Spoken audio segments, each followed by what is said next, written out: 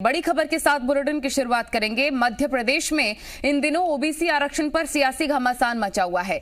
मामला कोर्ट की चौखट पर है और सरकार के सामने बड़ी चुनौतियां भी हैं। 27% आरक्षण के लिए हरी झंडी लेकर वो आए हैं। इसके लिए सीएम शिवराज ने आज बड़ी बैठक बुलाई है। ओबीसी आरक्षण की रणनीति बनाने के लिए इस बैठक में ओबीसी मंत्री, विधायक, महाधिवक्ता के साथ ही सीनियर वकीलों का पैनल भी मौजूद रहेगा। इसके साथ ही सीएम शिवराज इस बैठक में कोर्ट प्रोसीडिंग, सरकार के पक्ष समेत कई मुद्दों पर चर्चा भी करेंगे। और इस बैठक में मंत्री मोहन यादव, कमल पटेल, राम खिलावन पटेल, भारत सिंह कुशवाहा समेत कुछ और मंत्री भी शामिल हो सकते हैं। तो आज महत्वपूर्ण मीटिंग बुलाई गई है और साथ ही आपको बता दें कि मुख्यमंत्री ने आज पिछड़ा वर्ग के मंत्री, विधायकों की ये मीटिंग बुलाई है। एडवोकेट जनरल और वकीलों का पैनल भी इसमें शामिल होगा। क्रीमी लेयर की सीमा बढ़ाने पर भी हो सकता है कि इस मीटिंग में विचार विमर्श किया जा सके।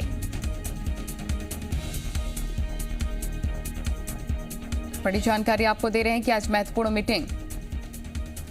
प्रमोद, जी मीडिया रिपोर्टर, तमाम जानकारी के साथ हमारे साथ लाइव जुड़ गए हैं। प्रमोद, विधानसभा सत्र शुरू होने से पहले भी एक मीटिंग सीएम हाउस में बुलाई गई थी, जहां पर कई मुद्दों को लेकर बातचीत की गई थी, लीगल प्रोसेसिंग पर चर्चा की गई थी। लेकिन आज की मीटिंग कितनी खास है? आज किन बातों पर रणनीति बन सकती है?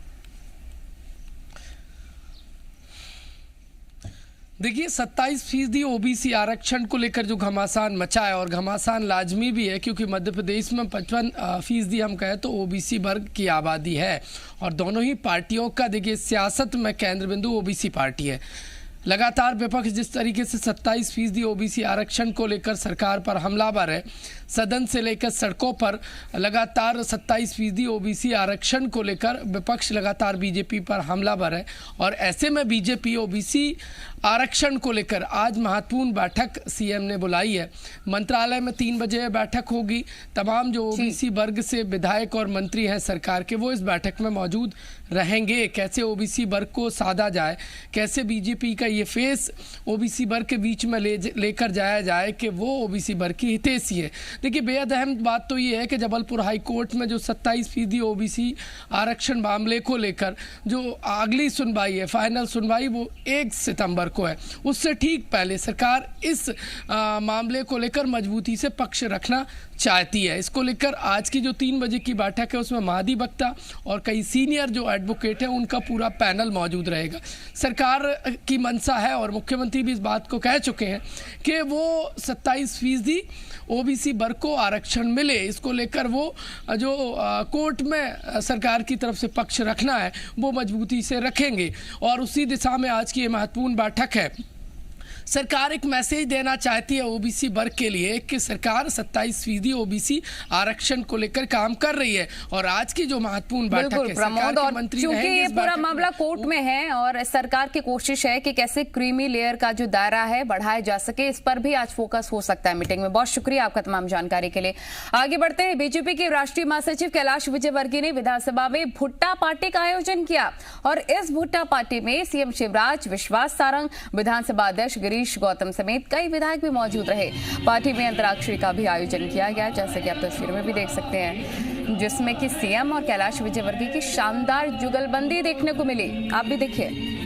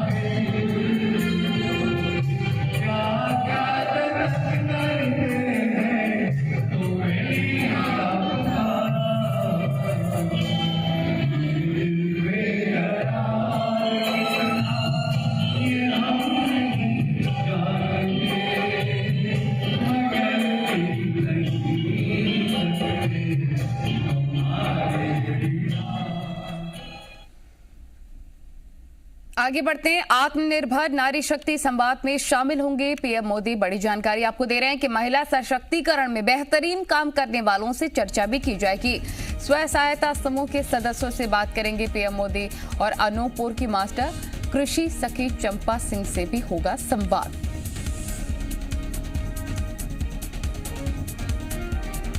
बड़ी खबर आपको बता रहे हैं कि आज महत्वपूर्ण चर्चाएं की जाएंगी। अनूपपुर की मास्टर कृषि राखी चंपा सिंह से भी संवाद होगा पीएम का।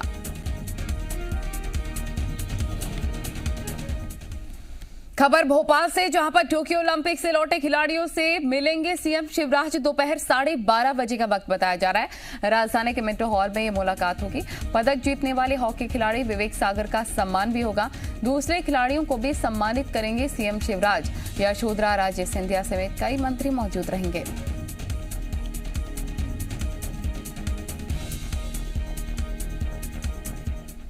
कोरोना संक्रमण के चलते राजधानी भोपाल में पिछले कई महीनों से बंद कोचिंग संस्थानों को खोले जाने की इजाजत दे दी गई है। भोपाल कलेक्टर अविनाश लवानिया ने इस संबंध में आदेश जारी कर दिए हैं। जिला भोपाल में चलने वाले सभी कोचिंग संस्थान 50% क्षमता के साथ खुल सकेंगे, लेकिन सभी संस्थानों को कोविड प्रोटोकॉल का पालन करना होगा। कोचिंग संस्थानों का खुलना कई प्रतियोगी परीक्षाओं की तैयारी कर रहे छात्रों के लिए एक राहत भरी खबर है।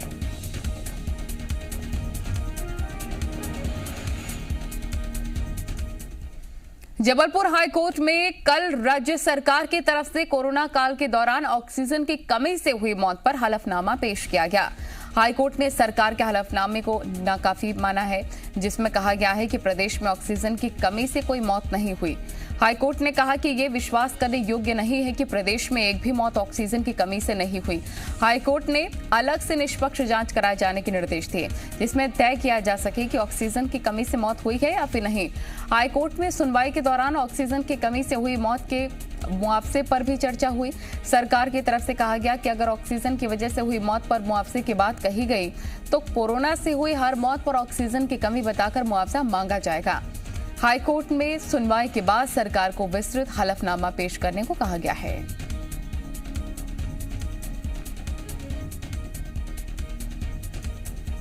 बट हाईकोर्ट का ये मानना था कि ये विश्वास करने योग्य बात नहीं है कि इतनी बड़ी संख्या में जो मौतें हुई हैं उनमें से कोई भी मौत ऑक्सीजन से संबंधित नहीं है, ऑक्सीजन की कमी से संबंधित नहीं है। इस पर से ये भी सुझाव आया कि चूंकि राज्य सरकार हाईकोर्ट में हाई लेवल से एक हलफनामा पेश कर चुकी है और ये कह चुकी है कि एक भी मौत ऑक्सीजन से नहीं हुई है, इसलिए इस संबंध में राज्य सरकार से जांच करवाना का कोई मायने नहीं रहेगा और अगर कोई जांच या कोई इस तरह पर आगे बात बढ़नी है तो वो एक निष्पक्ष जांच होना जरूरी है। हाईकोर्ट ने इस संबंध में जो राज्य सरकार ने हलफनामा दिया था उसको पर्याप्त नहीं माना है और हाईकोर्ट ने राज्य सरकार को आज ये निर्देश दिया है कि ऑक्सीजन से कमी और उनसे संबंधित मौतों के बारे में एक विस्तृत वकालत अपना जवाब पेश करे, जो कि आगामी डेट को हाईकोर्ट कंसिडर कर उस पर उचित आदेश पारित करेगा। स्वच्छता में 4 बार से देश में नंबर 1 शहर इंदौर ने एक और उपलब्धि हासिल कर ली है। केंद्र सरकार ने इंदौर को देश का पहला वाटर प्लस शहर घोषित कर दिया है। सीएम शिवराज सिंह ने इस उपलब्धि के लिए इंदौर नगर निगम के अधिकारियों कर्मचारियों के साथ ही नागरिकों को भी बधाई दी। गौरतलब है कि वाटर प्लस की चयन प्रक्रिया में देश के 84 शहरों ने आवेदन किए थे, जिसमें से सिर्फ 33 शहरों को ग्राउंड रिपोर्ट के लिए उपयुक्त पाया गया। स्वच्छता भारत मिशन के तहत देश के शहरों का स्वच्छता मानकों के आधार पर परीक्षण किया जाता है। इसमें ODF plus, ODF double plus, water plus की श्रेणियां हैं। वाटर प्लस का प्रमाण पत्र उन शहरों को दिया जाता है जिन्होंने ओडीएफ डबल प्लस के सभी मानकों को पूरा किया हो। साथ ही आवासीय और व्यावसायिक प्रतिष्ठानों से निकलने वाले कचरे को ट्रीटमेंट के बाद ही पर्यावरण में छोड़ा गया हो। ट्रीटेड वेस्ट वाटर का दोबारा उपयोग भी सुनिश्चित किया जाता है। टोटल हमारे शहर का सीवर है वो लगभग 310 mld होता है और उसमें से 30% पानी को हम लोगों को रीयूज़ करना था रिसाइकिल करके। तो इसके लिए अपने लोगों ने इस पानी का उपयोग अपने बगीचों में किया, हाइड्रेंट के थ्रू जो जितनी भी कंस्ट्रक्शन साइट्स हैं उन पर किया और जो डाउन स्ट्रीम में कबीरखेड़ी के आगे जितने भी खेत हैं उनके किसानों के साथ MOU करके किया। अंडरवर्ल्ड और ड्रग माफिया के बाद क्या अब इंदौर नेपाल माओवादियों का गढ़ बनता जा रहा है? ये सवाल इसलिए क्योंकि इंदौर में नेपाली माओवादियों के लिए फंडिंग किए जाने की खबरें हैं। नेपाली संस्कृति परिषद ने इसकी आशंका व्यक्त की है, जिसे लेकर उन्होंने इंदौर कलेक्ट्रेट से भी मुलाकात की। परिषद के लोगों ने कलेक्ट्रेट को ज्ञापन देकर पूरे मामले की जांच कराने की मांग की है। कलेक्टर ने भी इसे संवेदनशील मामला बताया और दर्शन नेपाली संस्कृति परिषद का आरोप है कि पिछले कुछ दिनों से नेपाल में मूवमेंट चलाने के नाम पर उनसे चंदा लिया जा रहा है। शक होने पर उन लोगों ने कलेक्ट्रेट से मुलाकात कर मामले की जांच कराने की मांग की है। हमारी ये मांग थी कि मैं नेपाली संस्कृति परिषद में 10-12 साल से काम कर रहा हूँ। कुछ नेपाल से कुछ ऐसी गतिविधि होती है जो माओवादी हुए या कम्युनिस्ट पार्टी के हैं, जो नेपाल से आकर जो भारत में अराजकता फैला रहे हैं, तो उसकी हमने मांग रखी है कि कोई ऐसी बातें हो जाए तो कोई ऐसी गतिविधि ना हो जिसके कारण हमको कठिनाई पैदा हो, इसकी हमने मांग रखी थी। यहाँ ऐसे एंटी सोशल एलिमेंट्स हैं जो इनसे प्रतिदिन 1 रुपये के मान से वसूली करते हैं और इस नाम से वसूली की जाती है कि नेपाल के माओवादियों को भेजा जाना है। ये स्पष्टता अगर इस प्रकार की कोई वसूली कर रहा है जैसा कि इन लोगों ने शिकायत की है, तो मैंने इनसे बोला है लिखित में हमको विवरण दें पूरा, और ऐसे लोगों के खिलाफ कार्रवाई की जाएगी। ऐसे लोग जो भी हैं वो राष्ट्र विरोधी गतिविधियां कर रहे हैं ये माना जाएगा और उनकी पूरी जांच करेंगे जो लोग ऐसे पाए जाएंगे। अब खबर भोपाल से है। यहां पर एक हॉस्पिटल संचालक पर युवती के साथ छेड़खानी का आरोप लगा है। घटना कोईफिजा स्थित मेयो हॉस्पिटल की बताई जा रही है। जानकारी के मुताबिक 22 साल की युवती इलाज के लिए अस्पताल पहुंची थी। युवती पोस्ट कोविड पेशेंट है। युवती का आरोप है कि इलाज के दौरान डॉक्टर ने उसके साथ छेड़खानी की। उसके द्वारा आवेदन दिया गया पीड़िता के द्वारा, जिसमें से प्राथमिकी दर्ज की गई है। डॉक्टर को नोटिस दे दिया गया है, प्रकरण न्यायालय प्रस्तुत किया जाएगा। आगे बढ़ते हैं खबरों में। आपको बताएं, इंदौर के बाणगंगा, हीरानगर और परदेशीपुरा थाना क्षेत्र में चोरी के वारदातों को ट्रेस करने के लिए पुलिस नया तरीका अपना रही है। इसके लिए तीनों थाने की संयुक्त टीम काम कर रही है। इसके लिए लगातार हो रही है इन चोरियों में खास बात यह है कि चोरी करने के तरीके भी एक जैसे ही हैं। शातिर चोर सोने मकानों को लगातार निशाना बना रहे हैं और इसी को देखते हुए चोरी के वारदातों को ट्रेस करने और बदमाशों की धरपकड़ के लिए हीरानगर, परदेशीपुरा, बाणगंगा थाने की संयुक्त टीम तैयार की गई है, जो लगातार चोरी की वारदात करने पर नजर रखे हुए है। सीएसपी निखित उपाध्याय की माने तो जल्दी ही शातिर चोर पुलिस की गिरफ्त में होंगे। दूसरे थानों से भी हमने मतलब दूसरे के साथ में कोऑर्डिनेशन बना रहे हैं और हमारे सर्कल की अगर हम आप पूछेंगे तो परदेशीपुरा, हीरानगर, बाणगंगा की हमने एक जॉइंट एक टीम भी जो अंदर अपने तरीके से काम करी है, हमने उसको अप्लाई कर रखा है। एंड आई गारंटी यू कि हम जल्दी इसका आपको एक अच्छा खुलासा करके आपके सामने आएंगे। दतिया के सेवड़ा थाने में तेफाई पुलिस चौकी में बर्थडे पार्टी करना भारी पड़ गया। वीडियो वायरल होने के बाद चौकी में तैनात head constable Pramod Yadav constable Jitendra Yadav को पुलिस लाइन अटैच कर चुकी है। एसपी ने पूरे मामले की जांच के आदेश दिए।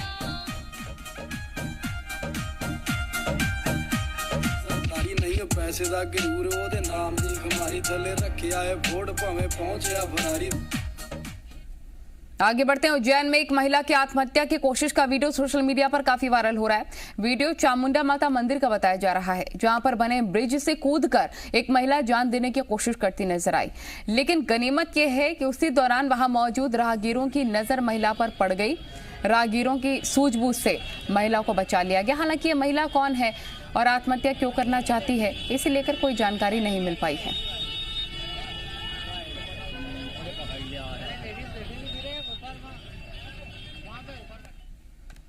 आगरमालवा जिले में डेंगू तेजी के साथ लोगों को अपनी चपेट में ले रहा है। 4 नए मरीजों में डेंगू की ओर से पुष्टि की गई है और जिसके बाद जिले में डेंगू के कुल 32 केसेस आए हैं। शहर के इलाके में 21 साल की युवती की इलाज के दौरान मौत हो गई और युवती को 8 अगस्त को तबीयत बिगड़ने के बाद उज्जैन रेफर किया गया।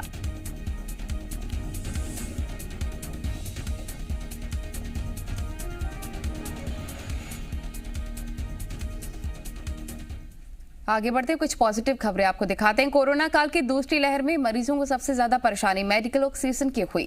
अब तीसरी लहर की संभावना है। ऐसे भी रायसेन के बेगमगंज में आम लोगों ने मिसाल पेश करते हुए एक ऑक्सीजन प्लांट की स्थापना की।